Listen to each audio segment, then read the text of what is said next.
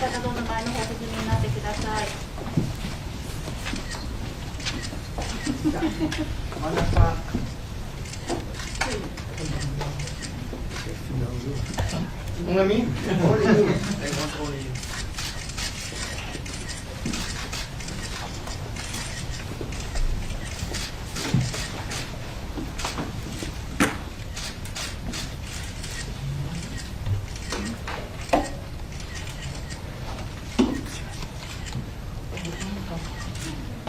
そちらの席どうぞ空いてる方おかけになってください。はい、そっちもどうぞ、どちらでも大丈夫です。この辺でいかがでしょうか。一会儿给 case， 如果有些英文我没有听得很清楚，麻烦你再提醒我一下。这是この辺でいかがでしょうか。お席にお戻りになってください。我的汉语已经不行了，我的英语也已经不行了。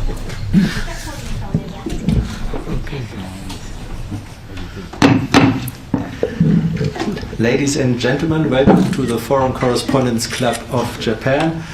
About the housekeeping rules, I would like to ask everybody to switch the cell phone off or on silent mode, out of courtesy to our guest.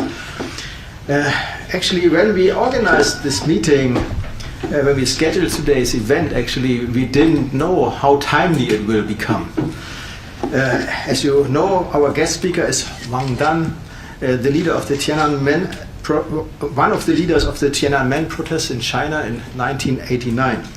Now, more than 33 years later, to the surprise of most, actually, another protest sprung into life in China, likely a very short life, I guess. All over China, people went to the streets, also at his alma mater, the Beijing University, I think people also went protesting. And what started as a protest against anti-corona measures of the Chinese government occasionally even turned into anti-government, protest against the Communist Party of China. What happens now and next, I guess our guest might know all too well. It has already started. I think the first protesters have already been arrested, and more oppression might be in the cards. He was put in jail as well, actually twice, and later, during his second term, he was deported to the United States, where he is living in exile ever since. Now he is on the road talking about China and his view on China, and now today he is our guest and will talk to us about how he sees China to develop in the future and what role China will play in the international community. Please give our guest a very warm welcome. Thank you very much for your introduction. It's my truly honor to be here again. It's not the first time I've been here, maybe the third or fourth time. I planned this visit, actually it's a long time ago. So the purpose is not give this press conference because at that time not so many things happened. My main purpose of this visit to Tokyo is going to announce one news is in 2018 I founded a think tank in Washington DC. We call it Dialogue China. We focus on China issues. It's not mean I'm going to dialogue with CCP or Chinese government. It mean we truly want to have a dialogue with various forces talking about China issues. This is the main purpose of the think tank. We have headquarters in Washington, D.C. Now we have another branch in Taiwan. So today I'm here in Tokyo, and tomorrow we are going to announce we will have a branch of this think tank in Japan. And later we will have other branches in Australia, New Zealand, and South Korea. That's my main purpose, but in past months, many things happened. Xi Jinping take his power as the third term, and young generation suddenly go to street, and Jiang Zemin died. So many things happened, make me very busy actually. But I just want to give a short remark, talk about my feeling about this. We call it student movement or revolution, I don't know. But I have some feeling, because watching this protest has really brought back my memories of 33 years ago, from when I was just a student protesting in the Tiananmen Square. The first feeling that came to my mind when I witnessed the incredible protest across China was the spirit of 1989 has come again after 33 years. People are fed up with the endless lockdown and the stagnant economy. And finally, the death of Urumqi fire sparked people's outrage. So watching videos from internet of Chinese university students chanting, "Give me liberty or give me death," has brought me tears and hopes. I think there are indeed some similarities between 1989 student movement and now. I think it's similar because students from Chinese universities are at the front line again this time. So we have the young generation again. This might come as a surprise to a lot of people, because a lot of people think the student nowadays always steer away from politics and focus instead more on other things like getting a better paid job or something else. But because of the inhuman COVID-0 policy and the prospect of Chinese economy resulted from COVID-0, young people were forced to fight for their further well-being. I think they are not only protest or ask for democracy, freedom, human rights. Actually, they request for their future, for their living. They want to survive in this time. So it's not a very abstract idea about democracy and human rights. They have very concrete worry. That's why they go to the street. So I'm very touched to see these young people are leading the protest. In addition, unlike the protests mostly based on specific interests such as land property conflict, the protesters are going right now have more and more focus on systematic change, or you can call it regime change. That inspired me a lot, because I always think, well, a lot of Western countries talking about human rights situation in China, but they avoid a mostly important issue is regime change. If there's no regime change, how can you improve human rights record? And many Chinese people, they have a lot of complaint about many things, but they never realize that if there's no regime change, all problems cannot be resolved. But this time, what inspired me is finally our young generation, Chinese people, realized there must be regime change or systematic change. As we have seen in the videos, many people shouted political slogans, which really surprised me. They shout, "CCP stepped down, Xi Jinping stepped down." Even in 1989, it's only the last stage of the movement we saw the CCP step down. At the beginning of that movement, we said we follow the step of CCP. But this movement, at a very early stage, they already shouted, "CCP step down, Xi Jinping step down." Seems like suddenly they have this awakening. People's demand is quite similar to what we want 33 years ago in the Tiananmen Square. So at last, probably there's another sad similarity, which is the movement's outcome relies on one man, Deng Xiaoping, in 1989. But this year, maybe the outcome will rely on another single man, he called Xi Jinping. However, there are also some differences between now and 1989. One difference is in 1989, we have organization. we have organizers, and I was one of them. But this time, I think young generation learned the lesson from what happened in 1919 in Hong Kong. So they adopted the strategy of we call be water. So you cannot find any organization, you cannot find any leaders. This is quite different from our strategy back to 33 years ago. It's also different from 1989 because at that time we had a relative open environment and people were already engaging in smaller democratic gathering for years.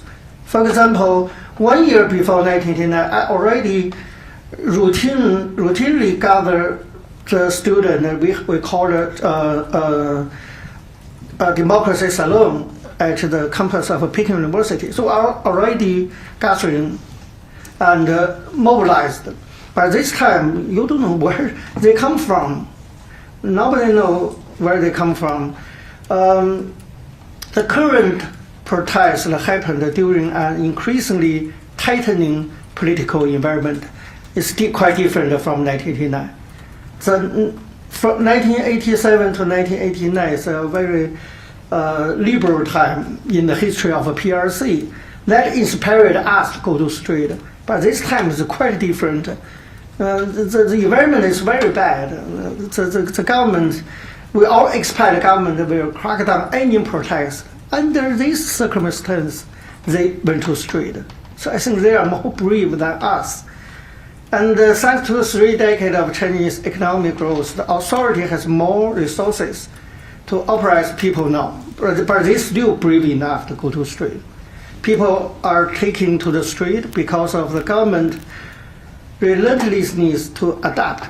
This is why I think the people that are protesting today are very, very brave. And they are absolutely an inspiration to all of us. I hope their action can encourage the next generation or other Chinese peoples. I think the more people go on the street, the more safety people or those protesters have. Currently, the protests still going on mainly on internet. Since it's the first time that Chinese people go on the street all over the country since 1989, it's harder to project what is going to happen next. They seem to stop right now, but we don't know, maybe next week or next 2 weeks, we don't know what will happen. The only thing I can confirm is China has headed into a brand new era. I call it a brand new era. It's quite new. The situation is no longer the same as the past 3 decades. The police has arrested many protesters. The central government still remains silent about the mass protest for now.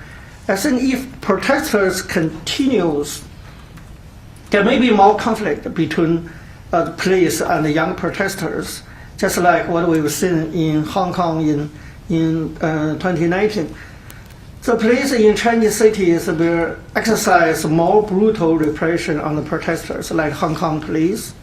We also cannot rule out the possibility of a military operation like 33 years ago in Tiananmen Square. I think that possibility is still there.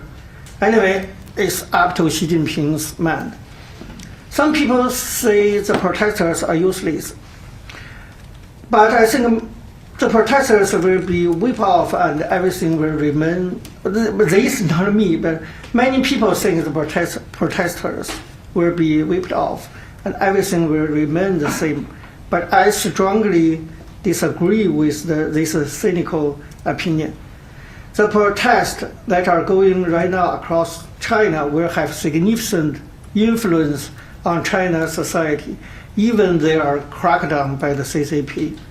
The most important impact that the protests have achieved is communication between large scale of Chinese citizens. Due to strict censorship, Chinese people cannot openly discuss and exchange their opinions on political issues, and now they can do it. So it's difficult for Chinese. In the past decades, it's difficult for Chinese people to organize our coalition based on common beliefs. The mass protests have given Chinese people a chance to communicate with people. And the second important significance, I think, is this is truly a challenge or humiliate to the Xi Jinping himself. It's a heavy blow to his face. It's at his early stage of the third term.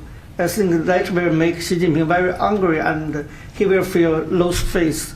So that's why I think maybe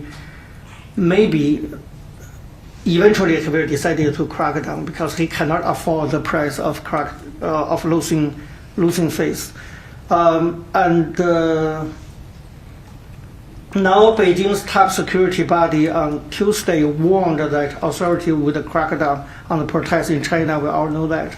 And I'm very much worried about the future. The good news is student, young generations, and Chinese people are not in street now. So it's not very easy for government to send the troops to crack down because nobody on the street. I predict maybe in the future they are going to try to arrest more young students or people who they think are organizers, but that might be the next step. So I'm here to appeal for international communities to pay attention to the situation because my personal experience is if you can draw attention from the international community, your situation in the jail or in the police station will be much better. That's my personal experience.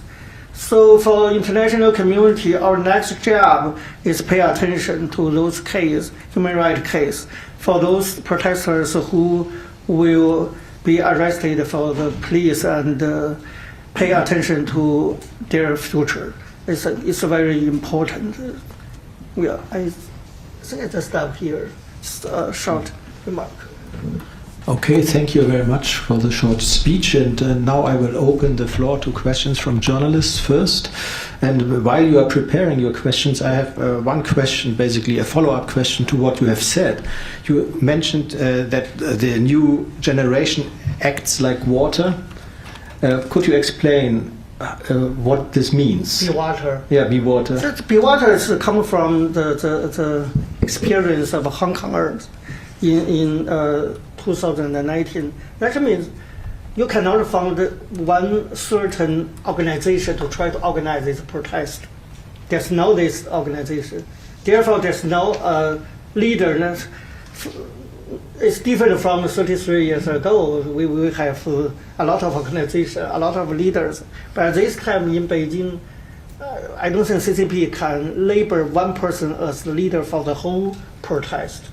It's a very smart strategy, I think. Do you have an idea how this works? Because they were showing the same white papers. There seem to be some similarities in these protests, but without organization. How do they organize? It will work because it's situation changed. In 1989, we don't have internet, so we must have individual as leaders, and we do need organization because we don't have internet to mobilize the people and other students. But now we have internet, so we actually do not need one single leader.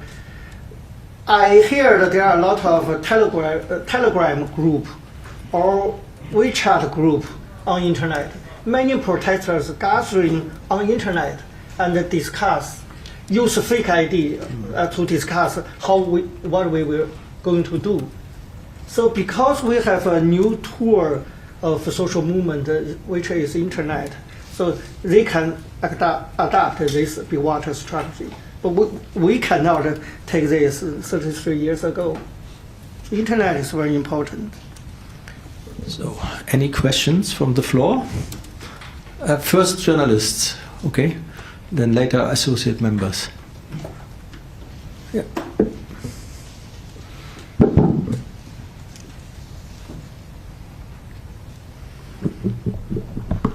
Hi, I'm Natsuko from Fukui from AFP. French media. So the former Chinese leader Jiang Zemin passed away, and how do you personally feel about it?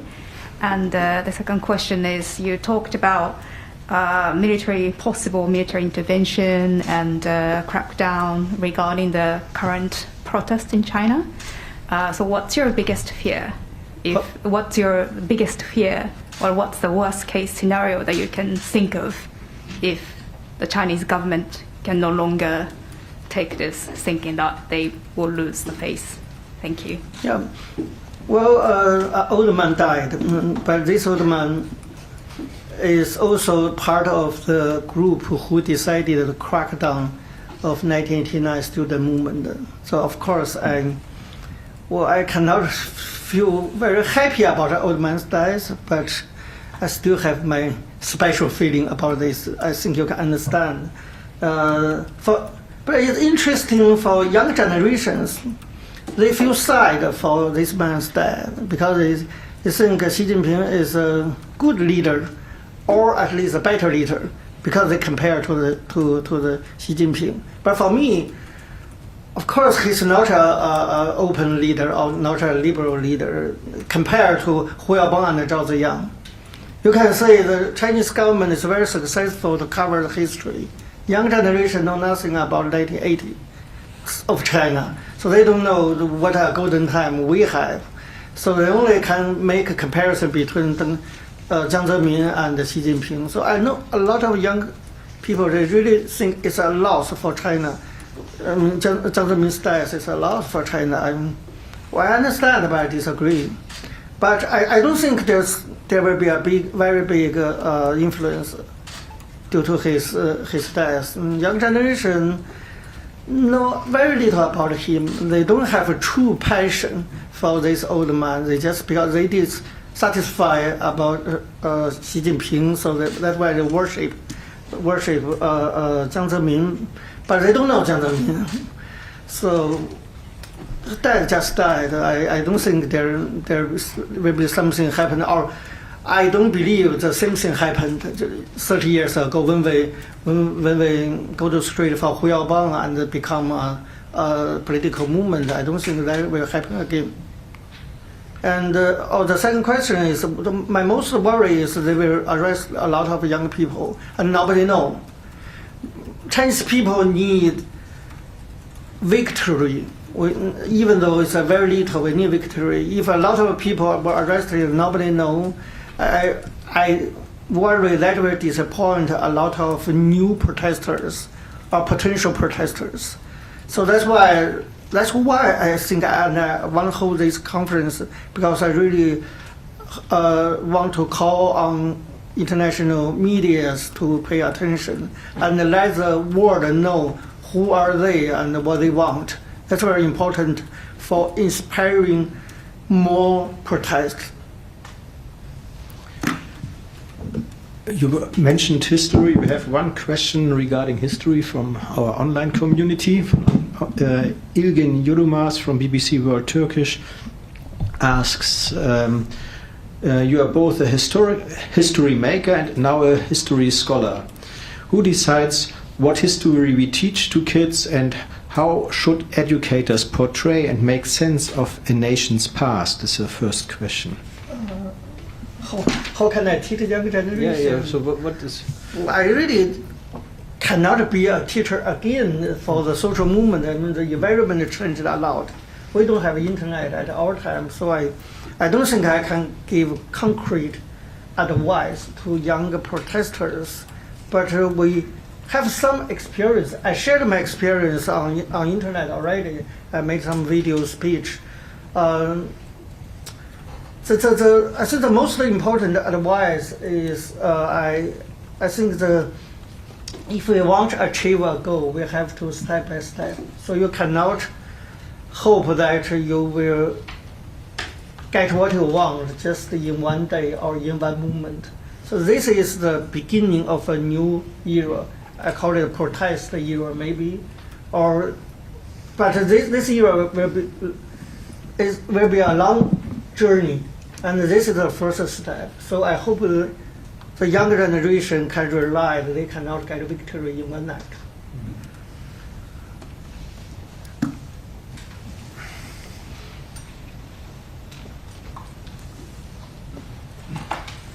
Hello, nice to meet you again, Dan, after so many years.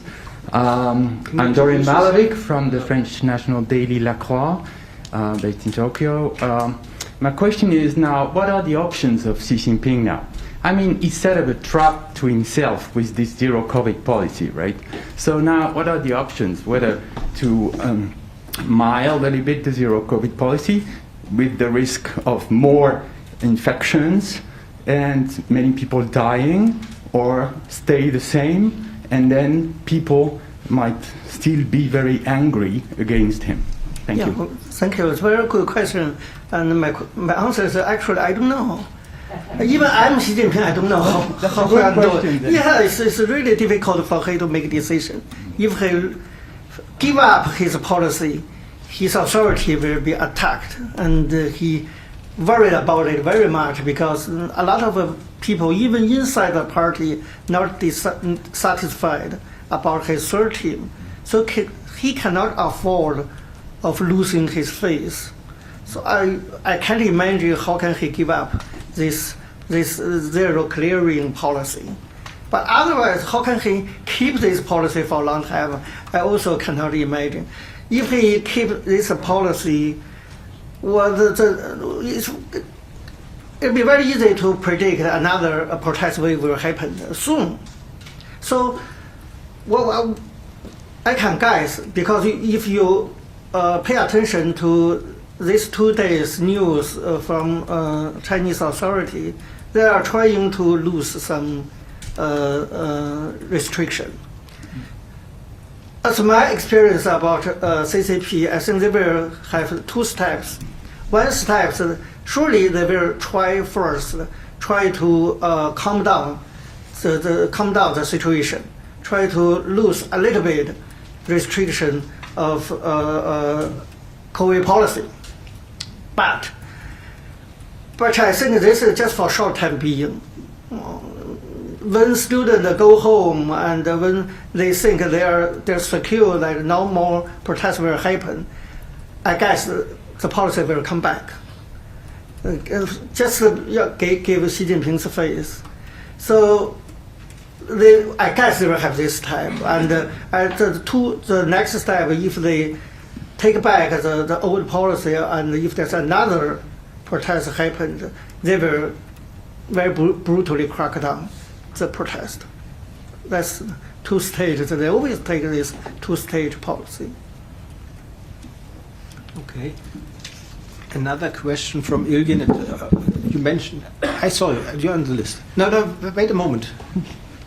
Okay. Then. Can you? Okay.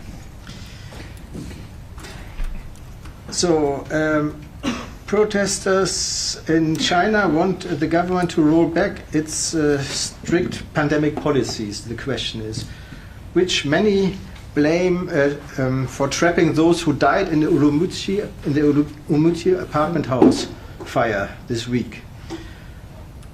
But the rare direct criticism of the China top leadership has raised many eyebrows overseas.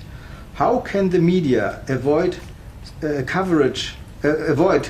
the coverage is running the risk of painting this organic homegrown movement as foreign interference?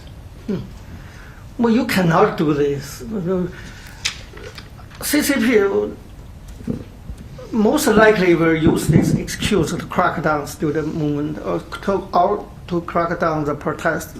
They already did that last week. They said that the foreign journalist, the BBC's reporter, was detained, and that's the signals. They will try to use this excuse. And we have some announcement outside China. I think there will be another excuse for them. Said that those bad guys outside China want to try to make trouble of CCP. So I don't think.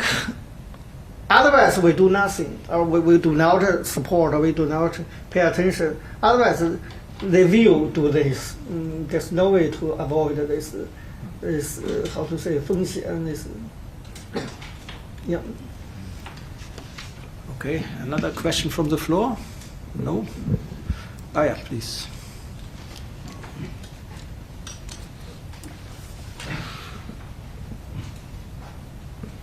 Richard Solomon from Beacon Reports. Just a quick question.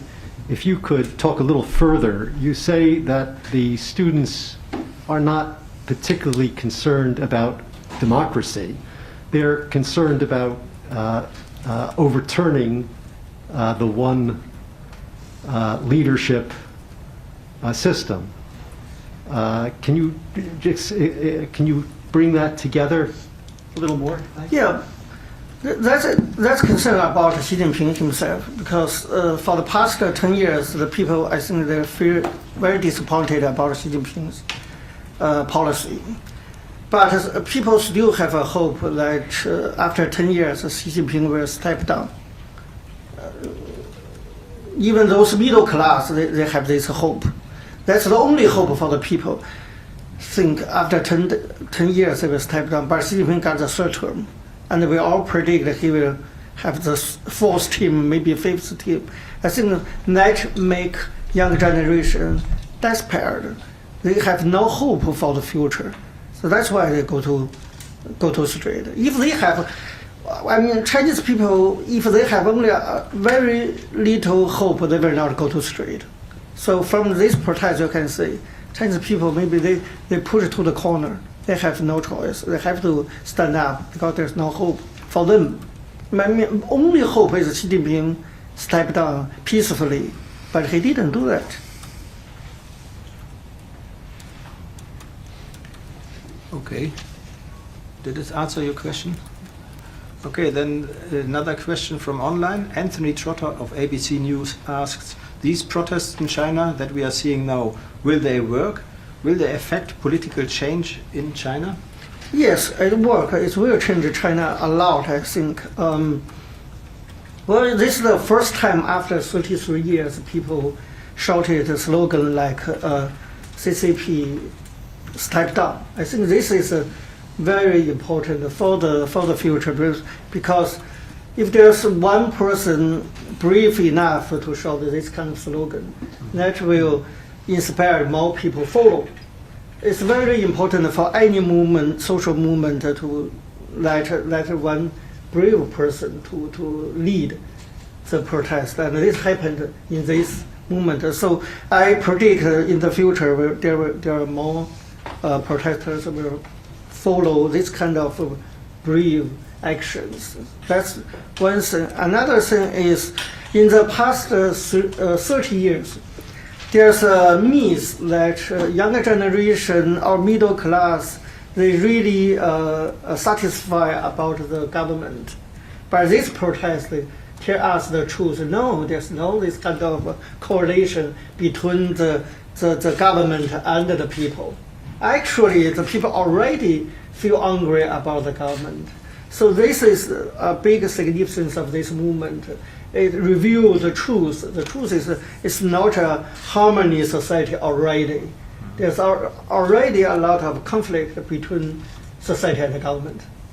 That's very important. I think that's a signal for a new era. I call it a disorder or protest era. In cover next 10 years maybe. Not all. Sorry. I'm sorry to ask another question, Dan, but with what you just said about the political landscape today and Xi Jinping, whatever happened? I mean, they want Xi Jinping to step down, to change. My question is there any more liberal alternative to Xi Jinping behind the screen? Which is very difficult to believe that you have more Democrats or liberal somewhere in China today at the top level. You mean, is there any other officials? Alternative, yes, political alternative, seeing what happened to the Politburo after the Congress. So, you know, Hu Jintao is very, okay, he's on the side, and Jiang Zemin died, so what are the forces? We just published an announcement we write a public lecture to 3 persons. One is Li Zhanshu, who is the head of People's Congress, and Li Keqiang as Premier Minister, and Wang Yang as a potential candidate for the Premier Minister. I personally think at least they are more liberal than Xi Jinping. And I think a lot of Chinese people predict that they will take place of Xi Jinping's group. I mean, so-called 团派, how to say, 共青团, Youth League. Anyway, the Wang Yang, Li Keqiang, a lot of Chinese people still have hope for them. So maybe the best outcome is there's some disagreement happened inside the party, and if Xi Jinping criticized by other top leaders, they still there. I mean, Wang Yang and Li Keqiang push Xi Jinping to criticize himself. That's the big victory. But I personally think that will not happen. Yeah, because the Xi Jinping already take all the power. The most important is the military. He has already controlled the military. So I don't believe that happened. But this movement give me a lesson. You cannot predict everything. There's always something suddenly happen, just like what happened in former Russia. It's just everything happened just in one night. So I don't know. But I hope that's the best outcome. And Xi Jinping step down. That will give China a chance to start again.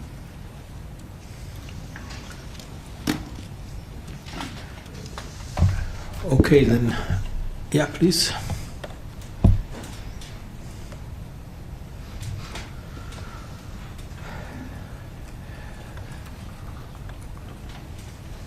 Thank you. You mentioned the term of... Can you introduce yourself, please? Pardon? Can you introduce yourself by name? And Koichi Kitabatake, associate member.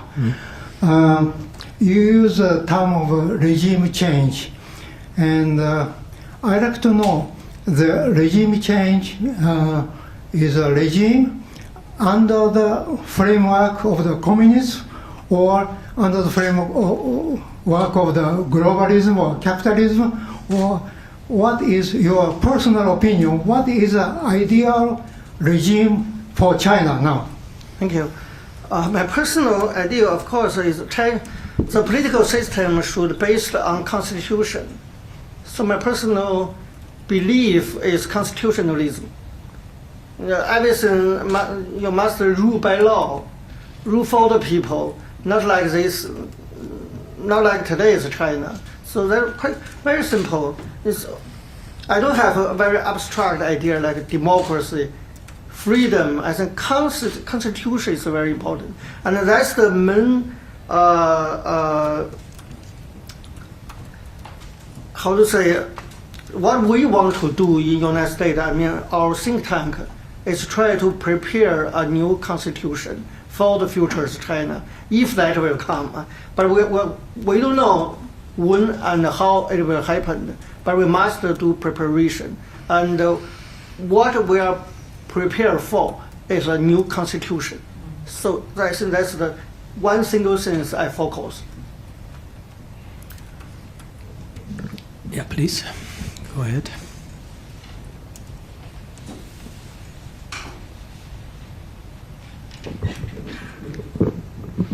Miho Tamara from the Yomiuri newspaper. I have a question. When the Tiananmen incident happened, in the first stage, Chinese government didn't react the public harshly, but later become harder. I feel that the same thing is happened about demonstration against zero COVID. How do you think about it? The direction was not so harsh, but then it got harsher in 89. Yes. So how do you think about this development now? I think this time will be same in 1989. I mean, they have a soft policy first, try the tempo, And if there are still protests, next time they will use military. This model were used again in this time. So the outcome were decided on those protesters, if they will continue to protest. If they continue, I worry they will be cracked down. Looking at another difference, maybe or similarity, I don't know. Please tell me. To 89 is that this time there were also big workers' protests in the Foxconn factory in Zhangzhou, I think. Do you think that there's a connection, or is this just a correlation? I can't say there's a correlation between these protesters with workers. You know, Fushikang's workers, they have very specific requests for their own money or for their own benefit. But those protesters, they have a high-level request for the systematic change. So you cannot say, at least they didn't communicate very, very good. Mm-hmm. So there's no connection, you think? I don't think so. But if you look at the public unrest in China, where also now workers go to the street, like at the Foxconn factory, even having battles with the police, do you think that this discontent is much more widespread in the Chinese, among the Chinese people? I mean, the discontent with it. But in the whole history of PRC, we never see any one single protest initiated by workers. I don't know the reason exactly, but that's the fact. There's no. Maybe in the future we'll have, but right now I can't see any signal that workers will stand up and fight for democracy. It's hard to imagine. But how widespread do you think is this feeling of desperation you mentioned, also among other, not the students, but also middle class is very important. For the past 30 years, the most important supporting force of CCP's policy is the middle class. It's just against any prediction of Western countries. They all think that the middle class, when they have money, they will push for democracy. But on the contrary, middle class always support the government. But this pandemic changed a lot. See what happened in Shanghai. Shanghai is a city, there are a lot of middle class gathering, and finally, because of the pandemic, they know there's no secure for them, including their property, their money, or the chance of making money. Not secure. If government wants to lock down, they can lock down. They can do anything. I think that awakening a lot of middle class. That's why many middle class start to be called run to try to run out of China. You can say that's why I think they are desperate for the future. They have only one choice, just run. Mm-hmm. But think about those people who cannot run. Mm-hmm. That's why they go to street. Okay. We got another question also from Ilgin again. Min-Chin Pei, a professor of government at Claremont McKenna College, has recently said that China's middle class anger maybe, you just mentioned. Where were these middle class Chinese all these years as Xi Jinping gained power? Did the government really buy off this class with rising incomes and telling them to keep quiet as long as they were getting richer? Well, I think the situation is like this. One reason of China can make such rapid economic growth because they cooperate with middle class. They encourage middle class of making money. That lead China to a high-speed economic growth. But now you cannot always keep this economy, and because the economy slowed down, the conflict between middle class and government eventually will happen. When government lack of money, they will try to get money from middle class. That's what happened on Ma Yun. And Ma Yun's case awakened a lot of middle class. they all realize that sooner or later government will get their money. So that's why I think that's what happened now in China, just because economy slowed down. I mean, after 1989, there's only one thing can support the authority of CCP is economic growth. When this disappeared, that will the end of CCP's rule. Mm-hmm. Yeah, please.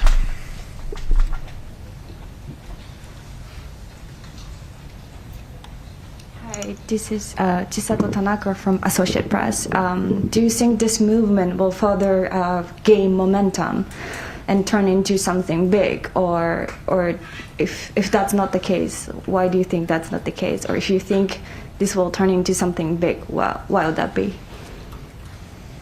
Well, now we can see the protesters are already back to home or back to school now. I actually don't know what will happen for next 2 weeks because there's no leaders, so I don't know where can I get information about what will happen next week. So I really don't know. Anything is possible.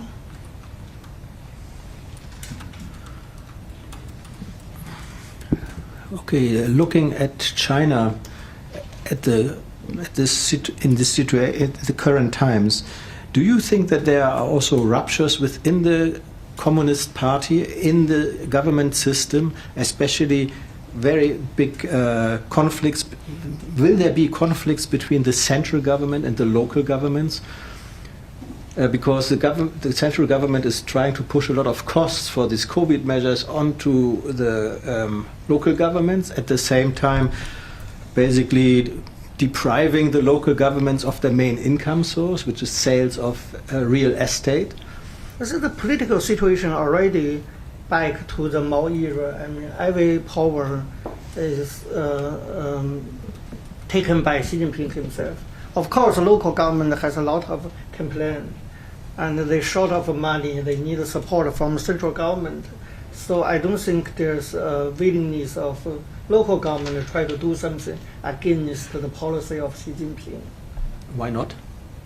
Well, if they do that, they will lose their job.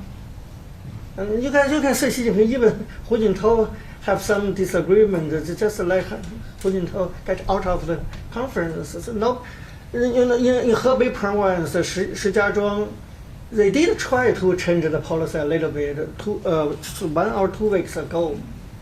And very quick, the central government criticized the Shijiazhuang, the local government, and they have to reverse their policy.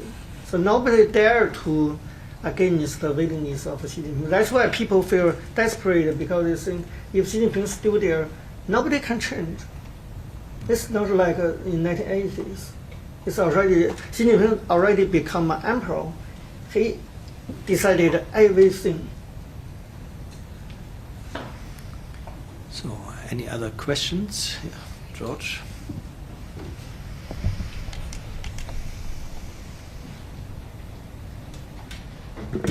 I'm working for Swiss television. My name is Baumgartner.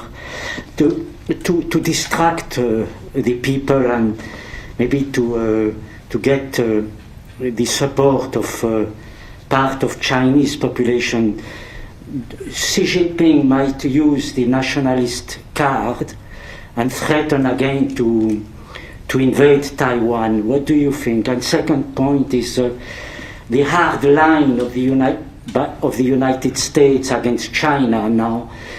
Can it benefit the students who are demonstrating?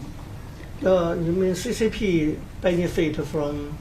What's the No, second? you know, the Americans now have taken a very tough line against China regarding trade and so on. Do you think the attitude of the United States vis-à-vis China now can encourage the students to try to change the regime?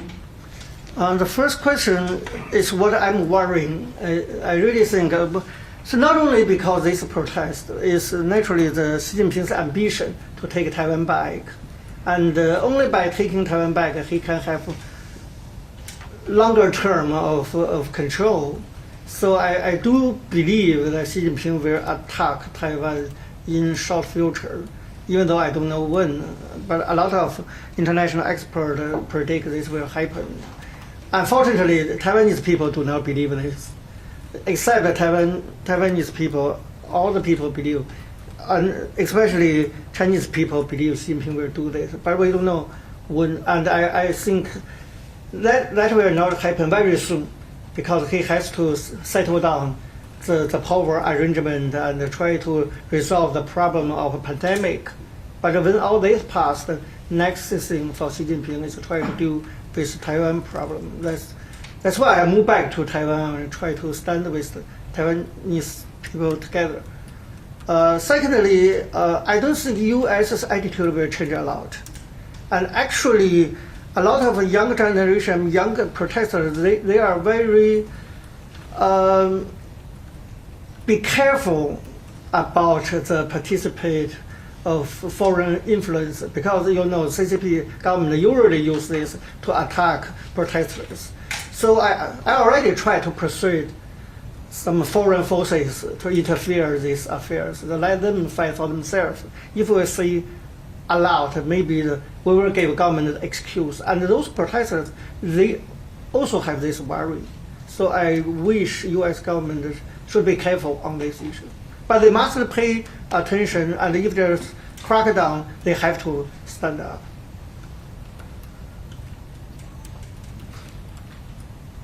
You mentioned we have to pay attention, but if basically we don't know the leaders, and these leaders are being basically arrested in their own homes, we will never learn about them, right? So how can we basically, how can we pay attention to them? That's a very technical question. But my suggestion is we have a lot of Chinese people live outside China. Now they have a lot of connection with people inside China. So foreign countries, foreign government, or other human rights groups, they can try to get information from people who live outside China. For example, we have a lot of Telegram group, or even WeChat group, and there are a lot of information flow in those groups. I at least take part in 6 or 7, I forget, 7 or 8 groups. Every day I get a lot of information. If FBI asks me, or if CECC of U.S. Congress asks me, I can deliver a lot of information to them. And not only me, there are a lot of Chinese people. They pay attention to situation. They know more than U.S. people. So they can be a bridge between foreign concerns and the civil society in China. One question of Ilgin was, I will frame it a little bit differently, but what can foreign governments do to influence China, the Chinese government in a very easy method is, there are a lot of money in the bank of the United States or in other countries. Those money belong to those high-level officials. This is a leverage for Western countries to threaten Chinese officials don't do too much. This is one thing. And also defending Taiwan is another way. Because if you let Xi Jinping take Taiwan back, it will be more difficult for Western countries to stop Xi Jinping's ambition. So stay together and show support to defend Taiwan is important, not only for Taiwan issue, it's for the China issue. And I also think, maybe we have, for a long time, we have a misconcept that there's no China issue. I think it's China issue already become China problem. The whole world must face China problem, it's not China issues. So defending Taiwan is one way to resolve this China problem. I wonder, as long as no other questions are from the floor, I will ask another one. Yeah, please.